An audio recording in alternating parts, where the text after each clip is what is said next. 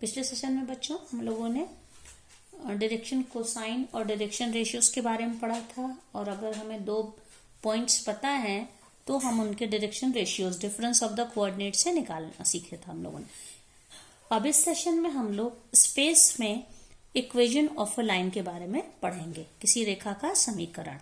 तो रेखा का समीकरण यानी इक्वेशन ऑफ लाइन के दो केस होते हैं। पहला केस ये होता है कि अगर हमें स्पेस में कोई पॉइंट दिया है और एक ऐसा वेक्टर दिया है जिसके ये पैरेलल है ये लाइन, ठीक है। जैसे कि मान सकते हैं, जैसे ये मान लीजिए ये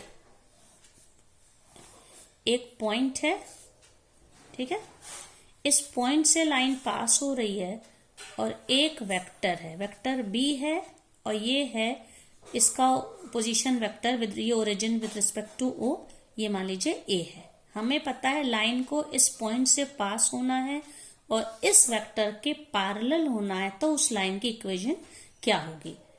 तो इसको हम इस तरह से एक्सप्रेस कर सकते हैं। आप देखिए, जैसे ये वेक्टर बी है, वेक्टर बी के पैरेलल लाइन चाहिए, तो वेक्टर बी के पैरेलल लाइन, और एक तो किसी वेक्टर के पैरेलल हो और किसी पॉइंट से पास हो। मान लीजिए पॉइंट ए है, कैपिटल ए है, इस पॉइंट से लाइन पास हो रही है, तो हम इस जिसके पैरेलल है उस लाइन की हमें इक्वेशन लिखनी है, तो हम उस लाइन के पैरेलल एक वेक्टर एक लाइन ड्रॉ करेंगे। Vector B is a given vector, इसके पैरेलल हमने ये एपी वेक्टर को ड्रॉ किया, ये इसके पैरेलल है, तो हम कह सकते हैं, और ए का जो पॉइंट दिया है उसका पोजीशन वेक्टर दिया है ओ ए। ओ ए को किससे डिनोट करेंगे, स्मॉल ए है, इससे करेंगे। और एपी जो है, आप देखिए ये जो एपी मैंने बनाया, ये क्यों बनाया, हमें इस क्योंकि ये हमें वेक्टर बी दिया है, ये दिया है, इसके पैरेलल ड्रॉ करना है। और ये तो हमारी लाइन कौन सी होगी, ये वाली लाइन, लेकिन लाइन को हमें ओरिजिन से विद रेफरेंस टू दिस लेना होगा। वो लाइन जिसकी इक्वेशन निकालनी, वो हमारी लाइन है ओपी, हम मान लेंगे, जिसका पोजीशन वेक्टर क्या है, आर। तो इतना, क्योंकि हम लोगों को पता है ये जो वेक्टर एपी है ये पैरेलल है वेक्टर बी के, इसी के पैरेलल तो हम लोगों ने ड्रॉ किया है, ठीक है।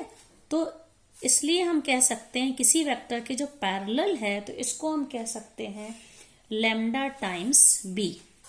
बी हमें पता है ये नोन वैल्यू है, तो इसके जब पैरेलल है तो ये लैम्डा टाइम्स बी होगा। अब हमें यहाँ पे क्या निकालना है, मान लीजिए हम वेक्टर एपी लिखते हैं, ये फॉर्मूला हम लोग कई बार पढ़ चुके हैं। एपी जब लिखेंगे मतलब position vector of P minus position vector of A, of position vector of P minus क्या लिखेंगे, पोजीशन वेक्टर ऑफ ए। तो position vector of P, position vector of P क्या है, यहाँ पे पोजीशन वेक्टर ऑफ पी है आर। पी का position vector ये ओरिजिन से जो ज्वाइन होगा इसको हम पोजीशन वेक्टर कहेंगे, ये आर है। और ए का पोजीशन वेक्टर क्या, इसका ओरिजिन से जो दिया position vector, it is given in question A. और एपी खुद हम लोगों ने क्या माना, लैम्डा टाइम्स बी, जहां बी दिया था। तो इससे क्या हो जाएगा, ये जो है जहां पे ये कोई पैरामीटर है लैम्डा, कोई कांस्टेंट है, तो क्या हो जाएगी, vector equation of line, vector equation of line OP. हमें तो ओपी की निकालनी, ओपी ये लाइन है, यहाँ पे ये देखिए ये ओपी लाइन है, तो वेक्टर इक्वेशन ओपी की क्या हो जाएगी, यहाँ पे R is equals to, minus A को इधर भेज देंगे तो इधर आके वो प्लस हो जाएगा, तो R is equals to A plus lambda times B. तो ये वो इक्वेशन है किसी लाइन की जो पॉइंट ए से पास हो रही है, और ये लाइन किसी गिवन वेक्टर के बी के पैरेलल है, ठीक है। बच्चों एक मिनट, लाइन ये लाइन एल है, हमने क्या कहा था, हमें इस लाइन की इक्वेशन निकालनी है जिसको हमने मान लिया है कि कोई स्पेस में हमने पॉइंट पी लिया है, और इससे इसका पी का पोजीशन वेक्टर क्या है, आर। क्योंकि ये लाइन है तो ये दिया हुआ ये लाइन वेक्टर बी के पैरेलल है, इसीलिए हमने लिखा है एपी लाइन, हमारी जो ये लाइन है जिसकी हमें इक्वेशन निकालनी है, ये कौन सी लाइन होगी, लाइन एल। एल के लिए R is equal to A plus lambda B, और जब इस फॉर्म में रहती है तो इसको हम कहते हैं वेक्टर फॉर्म ऑफ लाइन। इसीलिए मैंने क्या लिखा है, vector equation of the line is R is equal to A plus lambda B. अब यहाँ पे इसी को हम अगर कार्टेशियन फॉर्म या हम इसको कह सकते हैं कि कार्तीय रूप में लिखें, जब कोई भी इक्वेशन आई जे के फॉर्म में होगी तो हम उसको कहते हैं वेक्टर फॉर्म, और कार्टेशियन फॉर्म क्या होगी, कार्टेशियन फॉर्म को क्या कहेंगे, कार्तीय रूप। कार्तीय रूप में ये इक्वेशन कैसे होगी, इसके लिए हम क्या मान लेंगे, ये जो पॉइंट ए था, पॉइंट ए के जो कोऑर्डिनेट्स हैं, अगर मान लीजिए वो x1, y1, z1 है, ठीक है, और डायरेक्शन कोसाइंस जो हैं, लाइन के जो डायरेक्शन कोसाइंस हैं ए बी सी,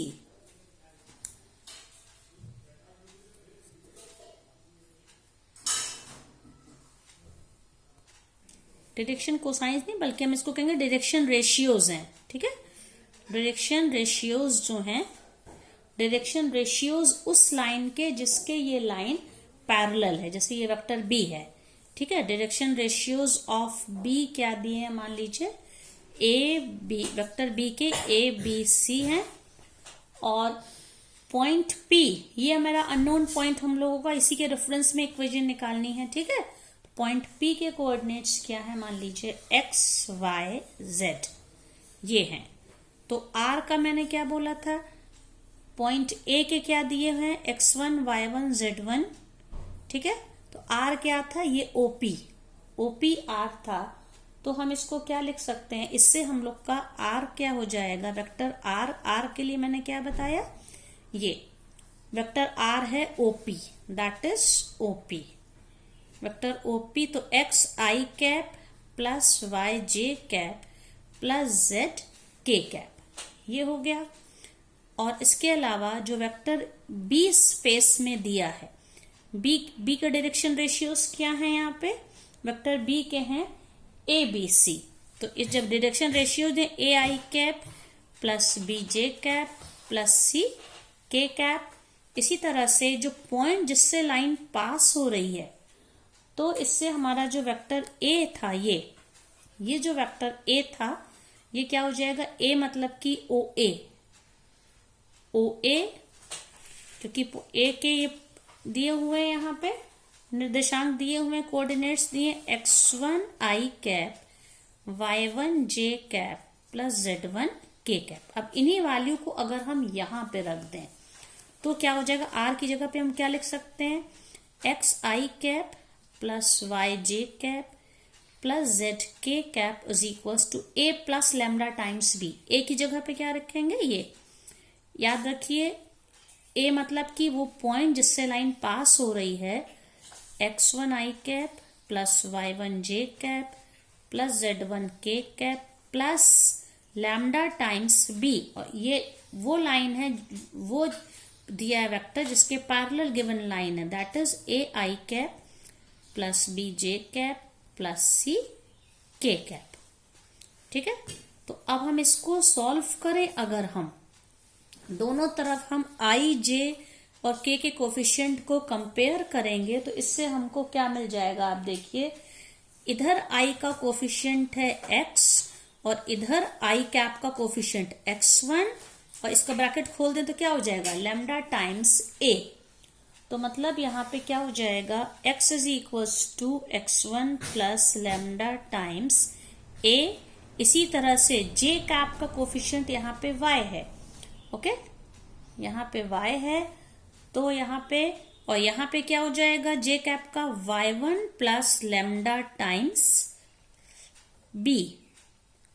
इसी तरह से k कैप का कोफिशिएंट यहाँ पे z है, तो हम कह सकते हैं z is equals to k cap के यहाँ कोफिशिएंट्स हैं z1 plus lambda times c, ये हो गए। तो इससे हम क्या वैल्यू निकाल सकते हैं, अब आप देख लीजिए बच्चों, यहां से लैम्डा क्या मिलेगा, लैम्डा निकालने, lambda A is equals to X minus X one, ठीक है, लैम्डा ए होगा एक्स माइनस एक्स वन, और तो lambda is equals to A, यहां डिवीजन में चला जाएगा, lambda A is equals to X minus X one, तो lambda is equals to X minus X one upon A. इसी तरह से यहां से लैम्डा की क्या वैल्यू होगी, y minus Y one upon B, और यहां से लैम्डा की क्या वैल्यू होगी, z minus Z one upon C. तो ये जो मैंने इक्वेशन लिखी है इसको कहते हैं उसी वेक्टर, ये वेक्टर इक्वेशन ऑफ लाइन थी, और जब ये फॉर्म हो जाएगी इसको हम कहेंगे कार्टेशियन फॉर्म या रेखा का कार्तीय रूप। अब इस पर हम दोनों पे हम लोग एक एक एग्जाम्पल ले सकते हैं बच्चों, क्वेश्चन ले सकते हैं हम लोग।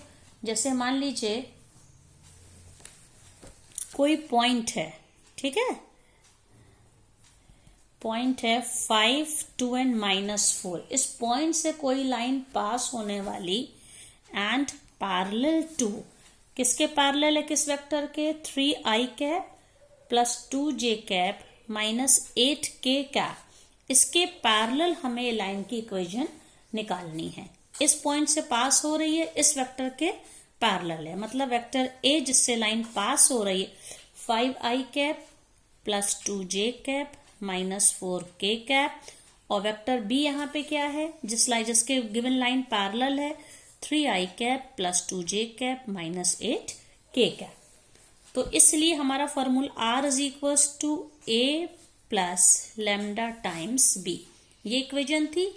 ए वो पॉइंट है, उसका वेक्टर है जिस पॉइंट से लाइन पास होती है, और ये कौन सा वेक्टर है, जिसके लाइन पैरेलल है। तो इसमें हम सब्स्टिट्यूट कर देंगे वैल्यूज को, तो क्या हो जाएगा, r is equals to A की जगह पे 5i cap plus 2j cap minus 4k cap, a plus lambda times what is B, 3i cap plus 2j cap minus 8k cap, ठीक है। ये कौन सी इक्वेशन हो गई इसकी बच्चों, इसको हम कहेंगे, ये जो हम लोगों ने निकाला है ये है वेक्टर फॉर्म। अब अगर इसी की हमें कार्टेशियन फॉर्म निकालनी पड़े सेम इक्वेशन की, तो क्या फॉर्मूला था जो अभी हम लोगों ने देखा था, फॉर्मूला क्या था, x minus X one upon A is equals to y minus Y one upon B is equals to z minus Z one upon C. तो यहाँ पे x1, y1 और z1, मान लीजिए कोई पॉइंट A है जिससे लाइन पास होती है, वो कितना दिया है 5, 2, -4, और जो इस ABC की वैल्यू, मतलब ये है कि वो डायरेक्शन रेशियोज उसके जिसके लाइन पैरेलल है, ठीक है, वेक्टर B जो है जिसके लाइन पैरेलल थी, इसके डायरेक्शन रेशियोज क्या थे आप देखिए, मतलब ABC की वैल्यू थी 3, दिस इज 3, 2 एंड -8। तो क्या हो जाएगी हमारी इक्वेशन, ये x1, y1, z1 है, और ये क्या है ABC। तो फॉर्मूला क्या था, x minus X one upon A is equals to y minus Y one upon B, z minus Z one upon C, ये इक्वेशन थी। तो x माइनस एक्स वन की जगह पे 5, a की जगह पे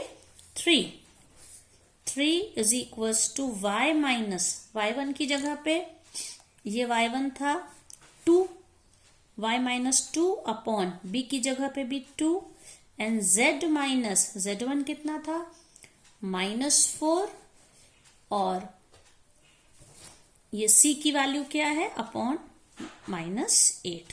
तो जब हम इस तरह से सॉल्व करेंगे तो ये हम लोगों ने कौन से फॉर्म में इसको सॉल्व किया, इसको कहते हैं कार्टेशियन फॉर्म, ठीक है। ये कार्तीय रूप या कार्टेशियन फॉर्म था, ये जो आंसर हमारा आया, और ये जो आंसर आया ये कौन सा था, इसको कहते हैं vector form, r is equal to a plus lambda B के फॉर्म में, और ये इस फॉर्म